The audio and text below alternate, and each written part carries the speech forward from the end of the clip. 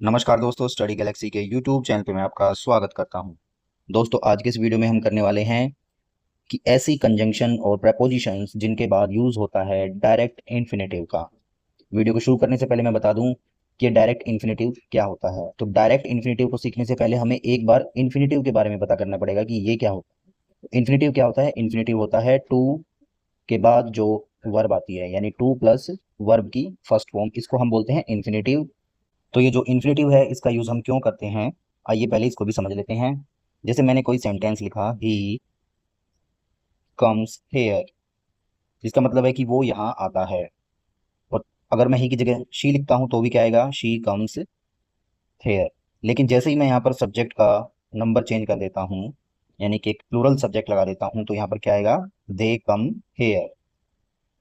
तो यहाँ पर हमने देखा कि ये जो कम है, वर्ब कम है, ये सब्जेक्ट के चेंज होते ही वर्ब भी चेंज हो गई है। यानी कि यहाँ पर एस लगा हुआ है, यहाँ पर एस नहीं लगा हुआ। यहाँ एस क्यों नहीं लगा हुआ? क्योंकि यहाँ पर दे है, यानी कि सब्जेक्ट का असर वर्ब के ऊपर पड़ रहा है। अब मैं दूसरा सेंटेंस लेता हूं, he comes here to study, कि वो यहाँ पढ़ने आता है। और जैसे ही मैं यहाँ पर सब्जेक्ट को चेंज करता हूं, तो ये सेंटेंस बनेगा दे कम हेयर टू स्टडी। अब देखिए, यहाँ पर सब्जेक्ट को बदलने से फिर से कम तो चेंज हो गया है, लेकिन टू स्टडी ये चीज चेंज नहीं हुई। और इसी को हम बोल देते हैं इन्फिनेटिव, यानी टू प्लस वर्ब की फर्स्ट फॉर्म। यानी कि जो इन्फिनेटिव होता है उसका उसके ऊपर सब्जेक्ट का असर नहीं पड़ता है। सब्जेक्ट कोई भी हो, इन्फिनेटिव वैसा का वैसा ही रहता है।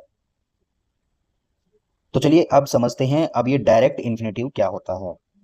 डायरेक्ट इन्फिनेटिव होता है जब हम, जैसे हमने यूज किया था टू स्टडी, तो जब हम टू को हटा देते हैं तो ये बन जाता है डायरेक्ट इन्फिनेटिव। ठीक है, तो यहाँ पर टू का यूज नहीं होता है, तो डायरेक्ट इन्फिनेटिव में टू का यूज नहीं होगा। और यही चीज हम समझने वाले हैं इस वीडियो में कि ऐसी कौन कौन सी कंजंक्शंस या प्रपोजिशंस होती हैं जिनमें हम डायरेक्ट इन्फिनेटिव का यूज करते हैं, यानी टू प्लस जो वर्ब की फॉर्म है उसमें टू नहीं आता। तो पहले तो पहला वर्ड है हमारा बट। ठीक है, जिसका मतलब होता है सिर्फ या केवल। तो सेंटेंस में समझते हैं, he did nothing but try. तो एग्जाम में इसको ऐसे पूछा जाएगा, जैसे ऐसे लिख देंगे, he did nothing but tried, ऐसे लिख देंगे। अब देखिए, यहाँ पर डिड है तो आप सोचोगे पास्ट टेंस है, और यहाँ पर ये ट्राइड बिल्कुल ठीक है, पढ़ने में भी ठीक लग रहा है, लेकिन ये एक तरह से सेंटेंस यहाँ पर गलत हो जाता है। तो सही कैसे होगा? हमें यहाँ पर he did nothing but cry, ये जो क्राई है यहाँ पर डायरेक्ट इन्फिनेटिव का काम कर रहा है, यानी कि इसकी फॉर्म सब्जेक्ट के ऊपर निर्भर नहीं कर रही है। तो he did nothing but cry एकदम ठीक सेंटेंस है। अगला है देन, इसका मतलब होता है के बजाय या से अच्छा सेंटेंस है, समझेंगे। She prefers to stay at home then go outside. अब एग्जाम में इसको कैसे पूछा जाएगा? यहाँ पर वो ऐसे लिख देगा, देन गोइंग आउटसाइड। एकदम अच्छा लगेगा, ये सुनने में भी और पढ़ने में भी अच्छा लग रहा है कि देन गोइंग आउटसाइड, जबकि ये गोइंग गलत है। हमें क्या यूज करना है? वर्ब की फर्स्ट फॉर्म बगैर टू के। तो ये यहाँ पर किसका काम कर रहा है? डायरेक्ट इन्फिनेटिव का काम कर रहा है ये। तो सही सेंटेंस क्या होगा? She prefers to stay at home, then के बाद टू यूज नहीं करेंगे, देन गो आउटसाइड। अगला वर्ड है and. He try to stand and walk without support. तो यहाँ पर टू स्टैंड है और उसके बाद क्या आ गया? एंड आ गया, एक कंजंक्शन है ये। ठीक है, तो अब दोबारा से हमें टू यूज नहीं करना। तो सेंटेंस में कई बार ऐसे लिखा आ सकता है, he try to stand and to walk without support. ठीक है, तो यहाँ पर टू यूज नहीं करना है, वॉक से पहले। एंड के तुरंत बाद हमें सीधा वर्ब की फर्स्ट फॉर्म यूज करनी है। अगला वर्ड है एक्सेप्ट, जिसका मतलब होता है के सिवा।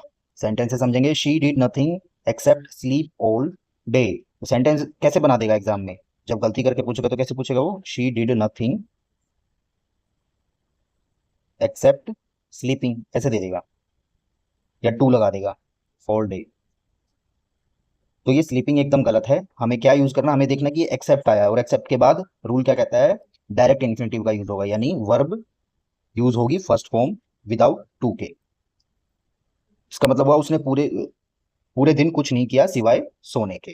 ठीक है, तो याद रखना है, यहाँ पर स्लीपिंग के साथ गलती करके पूछेगा, और इसी को हमें पहचानना है कि एक्सेप्ट आया है, इसलिए एक्सेप्ट के बाद क्या आएगा? डायरेक्ट इन्फिनेटिव आएगा, यानी वर्ब आएगी विदाउट टू के। अगला है एज, इसका मतलब होता है जैसे। सेंटेंस से समझते हैं, I watched him as he dance gracefully. मैंने उसे देखा जैसे वह ग्रेसफुल डांस कर रहा है, तो आई वॉच यहाँ पर एज आ गया, ठीक है।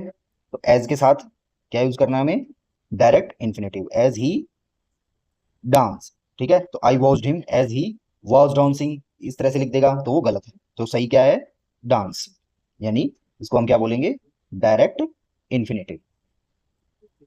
अगला वर्ड है or. Do you want to read or write, क्या तुम पढ़ना चाहते हो या लिखना। तो यहाँ पर टू रीड आ गया एक बार, तो दोबारा टू नहीं लगाना है, याद रखना है। तो और के बाद भी टू का यूज नहीं होगा। तो ये कुछ कंजंक्शंस या प्रपोजिशंस थी जिनके बाद हमें डायरेक्ट इंफिनिटिव का यूज करना है, जो कि एग्जाम्स में बहुत बार पूछी गई हैं।